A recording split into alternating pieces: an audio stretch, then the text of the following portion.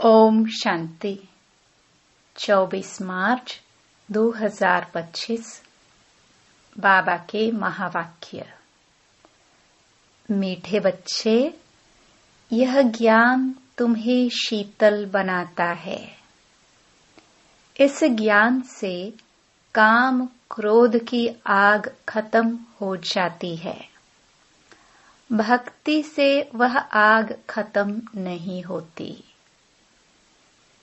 प्रश्न: याद में मुख्य मेहनत कौन सी है? उत्तर: बाप की याद में बैठते समय देह भी याद न आए। आत्म अभिमानी बन बाप को याद करो। यही मेहनत है। इसमें ही विघ्न पड़ता है, क्योंकि आधा कल्प देह अभिमानी रहे हो। भक्ति माना ही देह की याद। ओम शांति। तुम बच्चे जानते हो, याद के लिए एकांत की बहुत जरूरत है। जितना तुम एकांत व शांत में बाप की याद में रह सकते हो, उतना झुंड में नहीं रह सकते हो।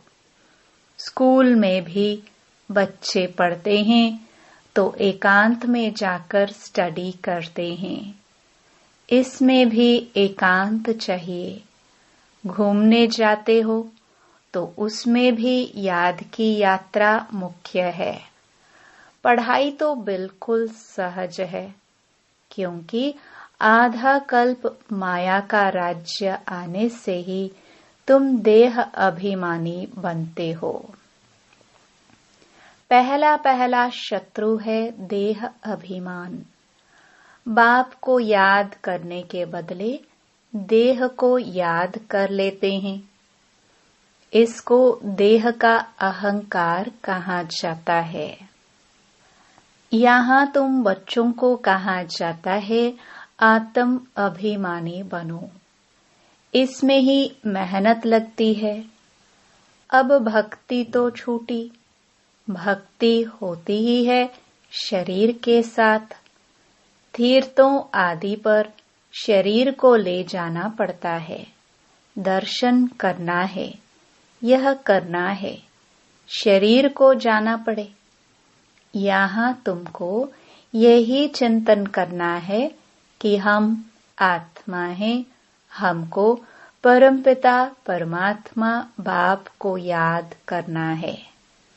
बस जितना याद करेंगे तो पाप कट जाएंगे। भक्ति मार्ग में तो कभी पाप कटते नहीं हैं। कोई बूढ़े आदि होते हैं तो अंदर में यह वहम होता है, हम भक्ति नहीं करेंगे तो नुकसान होगा, नास्तिक बन जाएंगे। भक्ति की जैसे आग लगी हुई है और ज्ञान में है शीतलता। इसमें काम क्रोध की आग खत्म हो जाती है। भक्ति मार्ग में मनुष्य कितनी भावना रखते हैं, मेहनत करते हैं। समझो बद्रीनाथ पर गए, मूर्ति का साक्षात्कार हुआ, फिर क्या? झट भावना बन जाती है। फिर बद्रीनाथ के सिवाय और कोई की याद बुद्धि में नहीं रहती। आगे तो पैदल जाते थे। बाप कहते हैं, मैं अल्पकाल के लिए मनोकामना पूरी कर देता हूँ, साक्षात्कार कराता हूँ। बाकी मैं इनसे मिलता नहीं हूँ। मेरे बिगर वर्षा थोड़ी मिलेगा। वर्षा तो तुमको मेरे से ही मिलना है ना। यह तो सभी देहधारी हैं।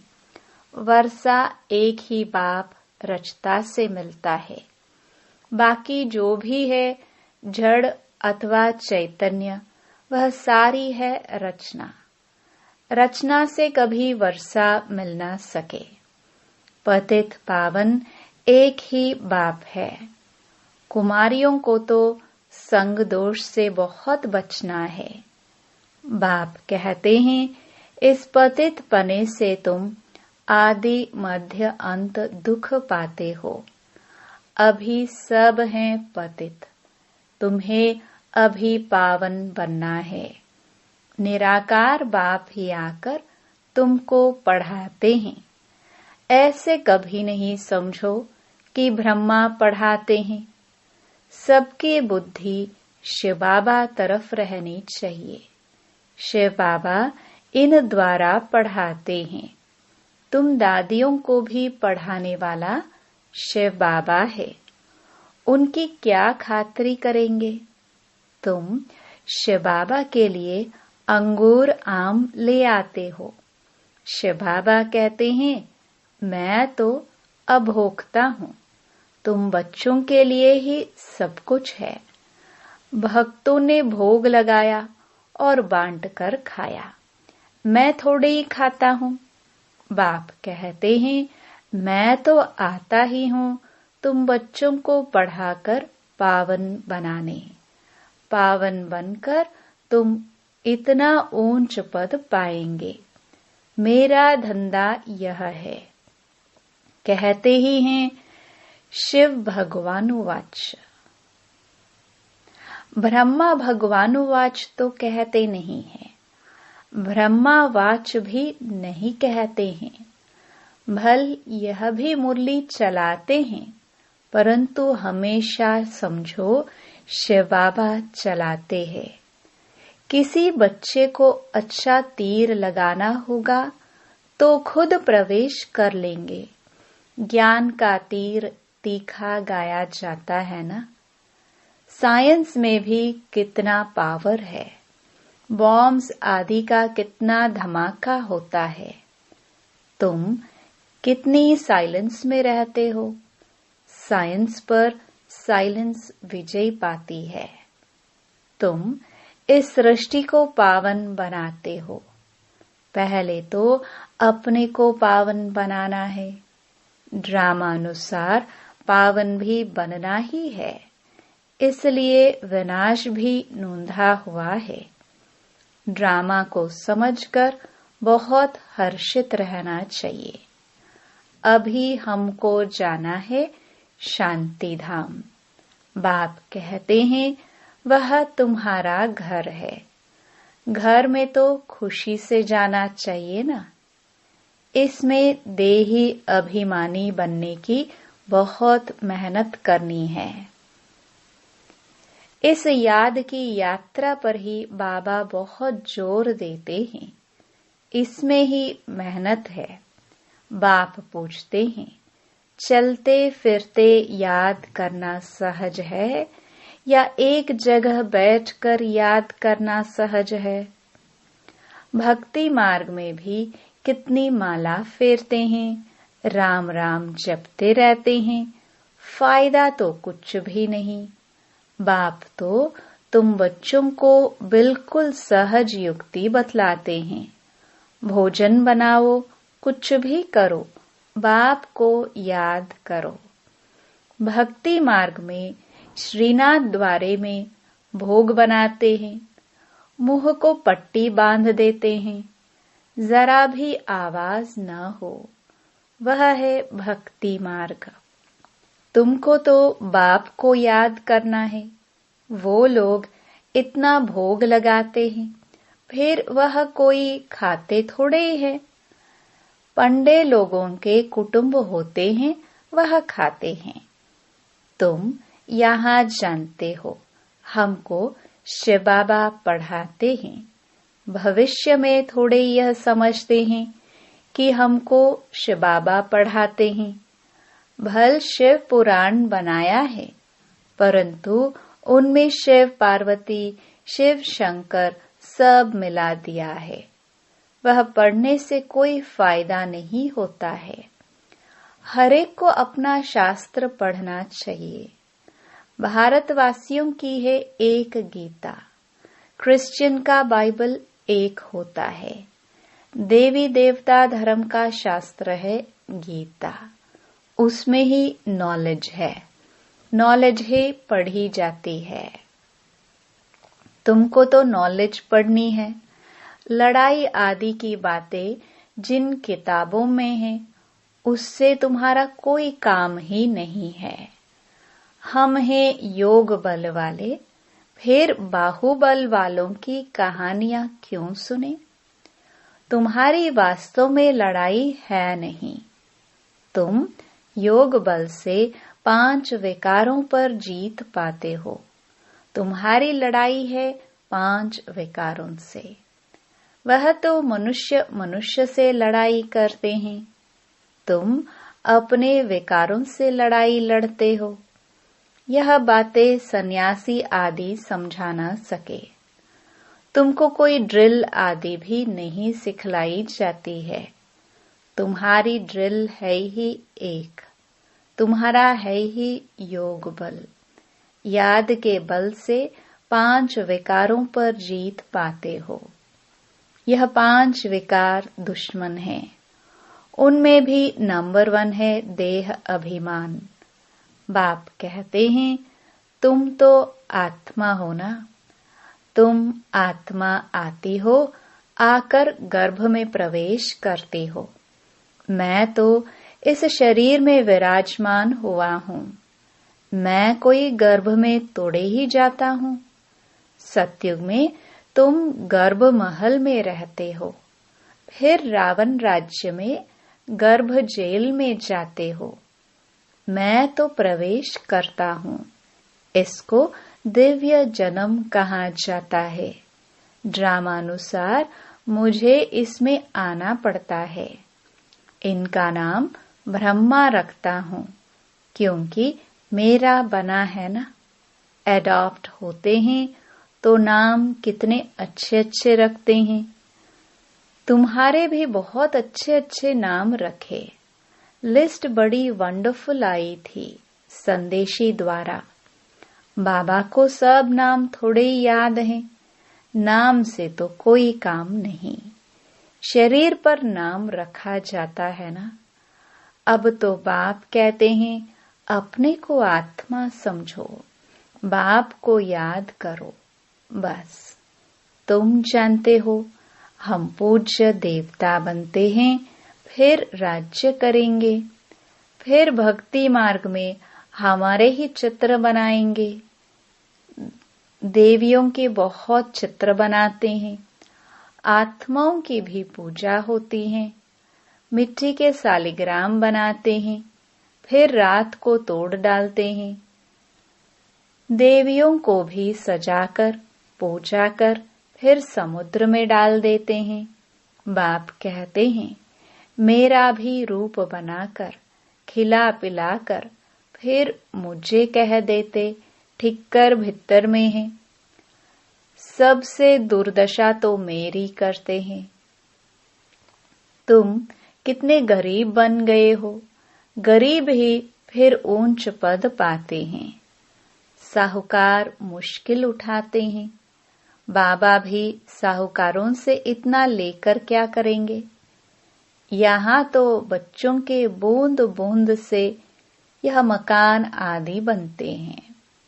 कहते हैं, बाबा हमारी एक ईंट लगा दो। समझते हैं रिटर्न में हमको सोने चांदी के महल मिलेंगे। वहां तो सोना ढेर रहता है। सोने की ईंटें होंगी, तब तो मकान बनेंगे। तो बाप बहुत प्यार से कहते हैं, मीठे मीठे बच्चों, अब मुझे याद करो। अब नाटक पूरा होता है। बाप गरीब बच्चों को साहूकार बनने की युक्ति बताते हैं। मीठे बच्चे, तुम्हारे पास जो कुछ भी है ट्रांसफर कर दो। यहाँ तो कुछ भी रहना नहीं है। यहाँ जो ट्रांसफर करेंगे वह नई दुनिया में तुमको 100 गुना होकर मिलेगा। बाबा कुछ मांगते नहीं हैं, वह तो दाता है। यह युक्ति बताई जाती है। यहाँ तो सब मिट्टी में मिल जाना है। कुछ ट्रांसफर कर देंगे तो तुमको नई दुनिया में मिलेगा। इस पुरानी दुनिया के विनाश का समय है, यह कुछ भी काम में नहीं आएगा।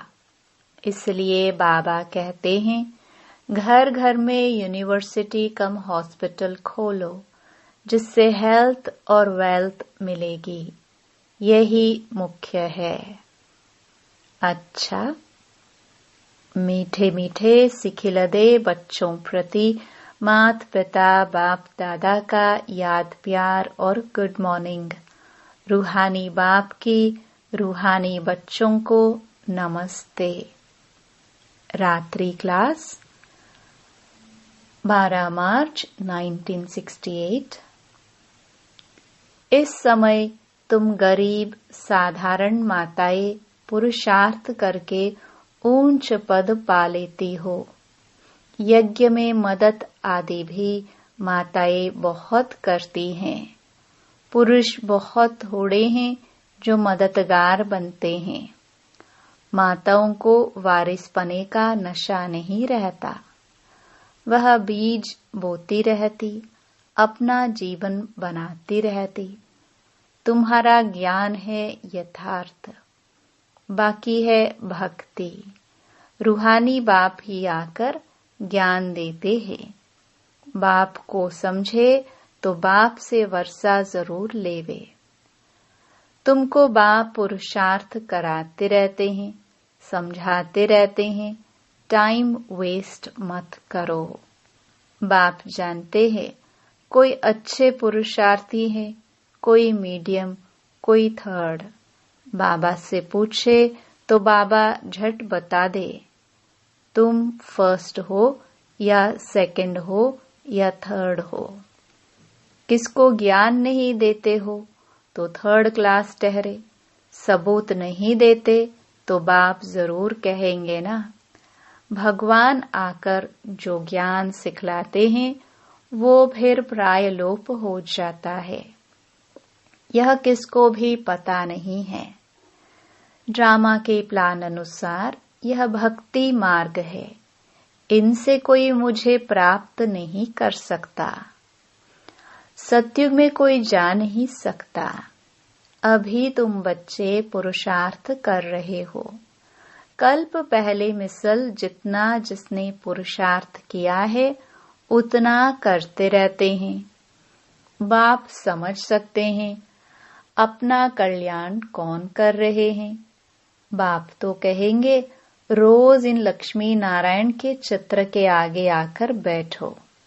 बाबा आपकी श्रीमत पर यह वर्षा हम जरूर लेंगे। आप सामान बनाने की सर्विस का शौक जरूर चाहिए। सेंटर्स वालों को भी लिखता हूँ, इतने वर्ष पढ़े हो, किसको पढ़ा नहीं सकते हो तो बाकी पढ़े क्या हो। बच्चों की उन्नति तो करनी चाहिए ना। बुद्धि में सारा दिन सर्विस के ख्याल चलने चाहिए। तुम वानप्रस्थी हो ना। वानप्रस्थियों के भी आश्रम होते हैं। वानप्रस्थियों के पास जाना चाहिए।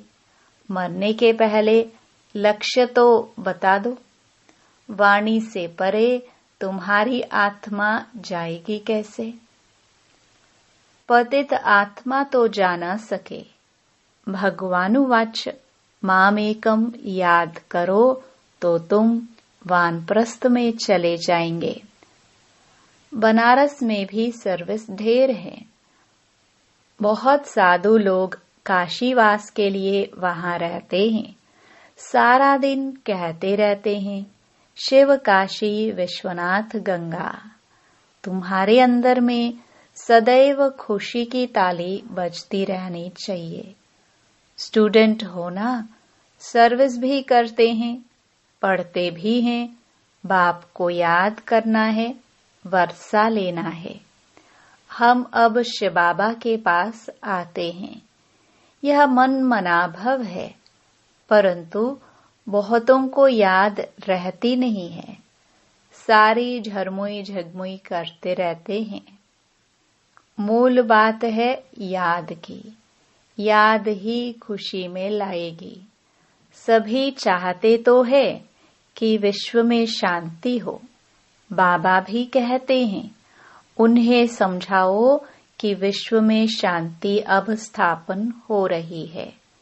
इसलिए बाबा लक्ष्मी नारायण के चित्र को जास्ती महत्व देते हैं।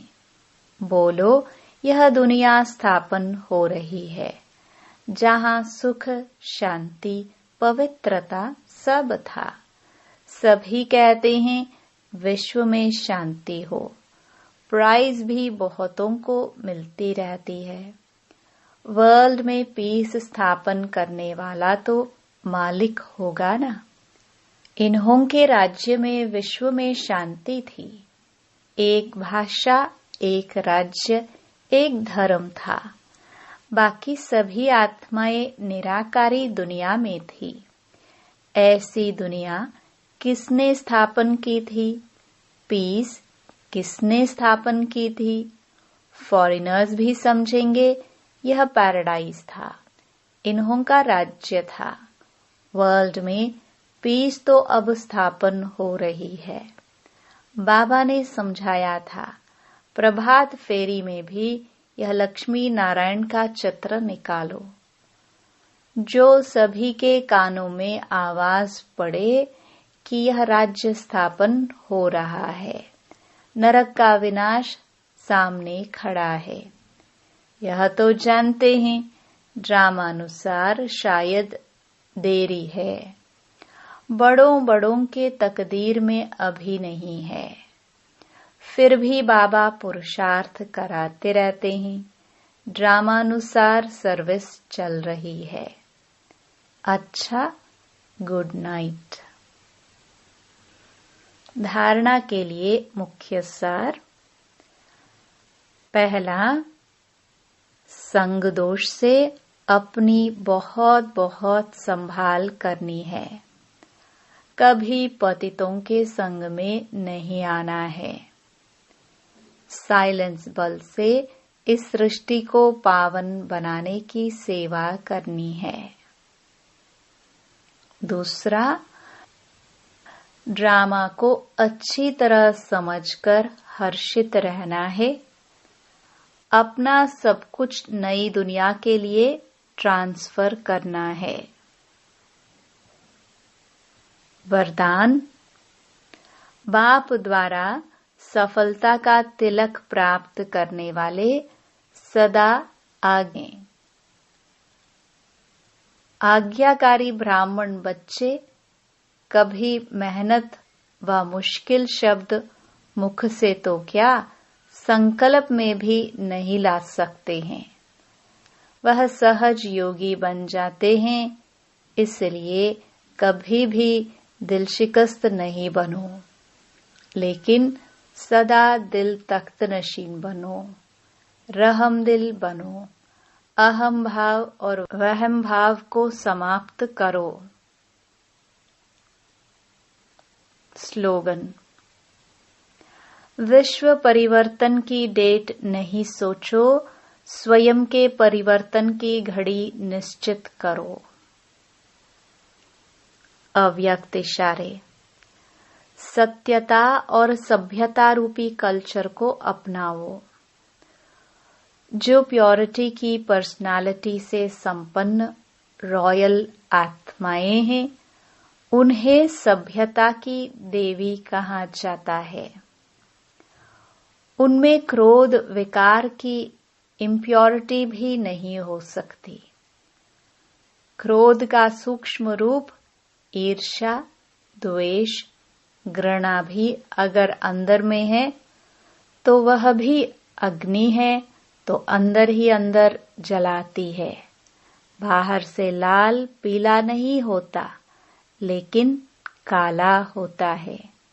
तो अब इस कालेपन को समाप्त कर सच्ची और साफ बनो। ओम शांति।